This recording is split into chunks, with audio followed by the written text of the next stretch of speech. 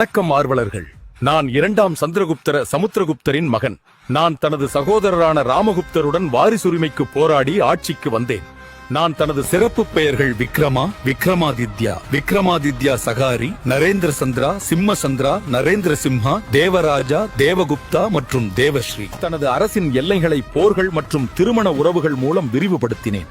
அதில் நான் நாக இளவரசி குபேர நாகாவை மணந்தேன். பின்பு நான் ராணுவ முக்கியத்துவம் வாய்ந்த தக்கான பகுதியை ஆண்ட வாகடக இளவரசனுக்கு தன் மகள் பிரபாவதிக்கு திருமணம் செய்து வைத்தேன். மேற்கிந்திய அரசுகள் மீதான படையெடுப்பின் போது மேற்கு மாளவம், குஜராத் ஆகிய பகுதிகளை ஆட்சி செய்து வந்த சாக அரசர்களை மற்றும் ஹூனர், காம்போஜர், கிராதர் போன்ற வடநாட்டு அரசுகளை வென்றேன். ரோமானிய பேரரசுடனான வணிகத்தால் அரசின் வளம் பெருகியது. மினாருக்கு அருகில் உள்ள இரும்பு தூண் என்னால் கட்டப்பட்டது.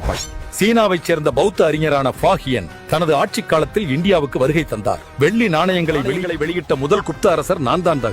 உதயகிரி குகை கல்வெட்டு, மதுரா கல்வெட்டு மற்றும் சாஞ்சி கல்வெட்டு இரண்டாம் சந்திரகுப்தரின் கல்வெட்டு. அவையில் நவரத்தின அறிஞர்கள் உள்ளனர்.